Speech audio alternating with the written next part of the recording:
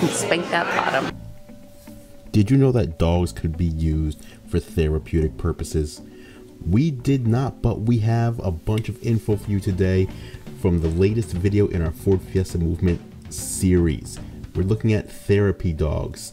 This month, we're going to check out Reading with Rover. We're going to find out what it takes to train a dog to do therapy and also show you some dogs visiting some seniors. Check it out. Here we go. Ford Fiesta Movement, social activism.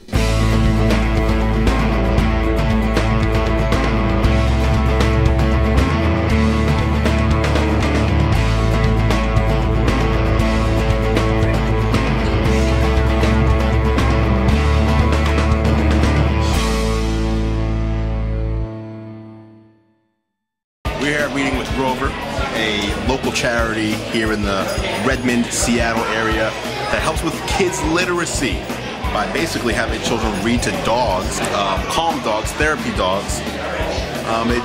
It's less stressful than reading to an adult, parent, teacher, someone who you're trying to impress. You don't have to impress the dog, they just sit there sweetly. Anyway, check them out at readingwithrover.org. If you donate to help with kids' literacy, $50, you get this guy, a big stuffy.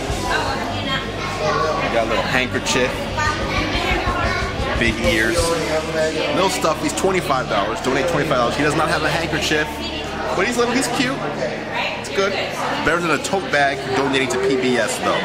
So check him out once again, readingwithrover.org. There's a lot of programs out there, different types of reading programs, phonetic programs, programs to enhance kids' reading, get them up to speed, bring them up to level in their class age group, and so forth. And a lot of programs, and people work on, like I say, phonetics and things like that. And if English is second language, they work on diction and all those sorts of things. What's nice about the dogs is that they don't judge the kids. They're not corrective. They do not correct the kid. And the kid loses that, oh, I hope I get this right, and they start cringing and receding into themselves because they're so worried that the teacher's going to be on them, mom and dad's going to be on them, their older brother and sister is going to go, yeah, that's not how you say that, and bother them about getting it correct. But when a dog, he just lays there and he's just happy you're talking to him, and petting him. He just loves the attention. I mean, dogs just love your hands on them. And if you're petting and you're reading the best you can, the thing that happens is kids start reading, and it's like practice. Kids that don't like reading because they're not good at it don't practice, and the dogs not being judgmental cause the kid to want to do it because it's fun. I've had parents tell me he wouldn't read one paragraph, and now I can't get him to put the book down. And that's just a giant transition, and it's just a low-tech solution in a high-tech world. I had one lady I was working with. She had just moved into a retirement home, and she had this older, small dog, and it was very clear that she didn't have any other family.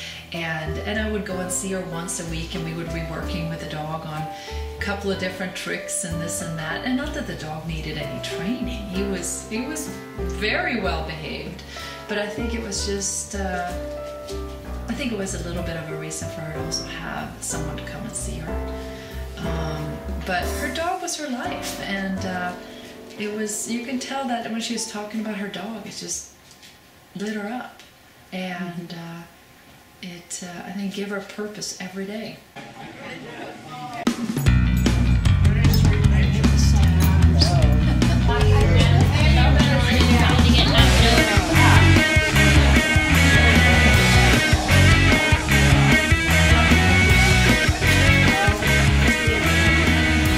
What about my dogs, Shakira and Beyonce?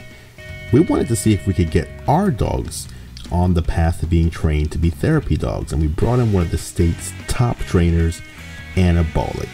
She's been recognized as one of the best trainers in Western Washington, and she came by to give us some pointers as to what it would take to get our dogs on the path to becoming therapy dogs.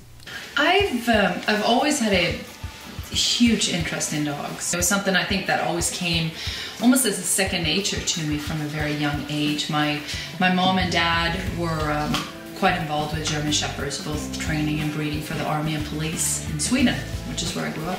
Then I continued to study dog behavior and training and different techniques and methods from both Europe as well as here. And then I applied it to my own philosophy and started training dogs professionally, I would say about 20 years ago. If I was training a dog that I knew would go on to become a therapy dog, the first thing I would start doing is, let's say if we have a puppy that hasn't had any training in the past, and we got a lot of energy and all that puppy behaviors going on, is first working on the obedience training, starting with the basics, the sit and the stay, getting that focus going to where the dog is watching his or her, person. And then, all dogs are motivated by different things, but working on that, encouraging them to want to work for the person. So I'm gonna move them up and about, then I'm gonna stand still, and before they do that on their own, I'm gonna tell them to do it. Okay. At the same time, I'm gonna say sit with also the hand signal. So they start associating the hand signal with the word sit. They know the sit, so I don't need to pay them for it with a treat. So therefore, I'm just going to verbally praise them. So I'm going to say good, S-I-T. Okay. Once I do that, then I'm going to also add a stay. Okay. That quick flat hand, and then I'm going to move further away. If they get up, I'm going to say no, and I'm going to start again. Get them up and about, sit, good, sit, stay, back further away. While they're still staying, I'm going to try to time it, and then say free and allow them to come up. All right, here we go. So I'll move them up and about. Sit. Good sit. Stay. Free. Good job. Now I treat them. So they have to sit, they have to stay, they have to wait for me to say the free before I allow them to have a treat. But of course with therapy dogs, they want to please. They want to please us. And I think they know that when they're in the presence of someone who just needs companionship, they have a purpose. They got a job to do, and I think they feel fulfilled, and for the person, oh my gosh, it just it lights them up. Like research proves it again and again that it does amazing work. Sit, good sit, stay.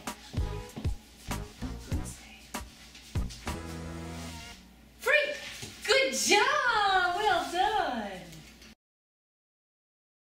Them and said, hey, you got a nice dog, you should consider this, And people that have time and are interested in doing it, it doesn't take that much to do it. Do you spank that bottom?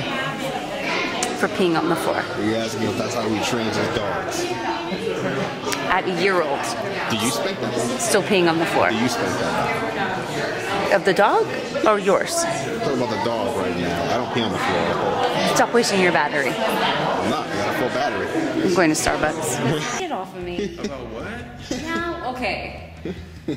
About spanking? Spanking dogs. Our dog is 1 year old tomorrow. Yeah. She's a mini Labradoodle. We also have a mini Golden Doodle that is 6 months tomorrow. Yeah. We just got married this month and left for 2 weeks. And so we're kind of re-potty training them. And I feel very frustrated that after a year old, our dog is still peeing in the house. Now, Andrew doesn't believe you should do any kind of reprimand whatsoever. When they go potty in the house, you just let them know, okay, you're supposed to go potty outside. So I feel like I'll try it your way, and after a year, I'm like, how about that nose in it, and you get a little squat, and you're going outside. All right, let me tell you about that. If you put a dog's nose in his pee or his poo, you are teaching him that putting your nose in pee and poo is really nasty. That's what you taught him. Okay. And he's thinking in his mind, I will never put my nose in pee and poo ever again. But it doesn't teach them that they don't connect, that they don't want me to pee or poo here. Okay. They don't make that connection. They know that if pee and poo is on the ground, you come along and shove their nose in it. And that's why they hide, because they go, I don't want my nose shoved in it. But they don't know better. People go, they knew they did wrong. No, they don't. They just know that you're going to shove their nose in it. And they don't like that. So that's why they act that way. To find out about what we do at any time, our website is kept up to date all the time. And it's readingwithrover.org. their events, their locations where we are, their reads that we're having, their, you know, anything that we're doing is on that calendar. And it's both for the public to see where we're going to be, and it's for our reading teams to know where the next thing is where they can go and participate. So that's the best resource I have, and I keep it up to date.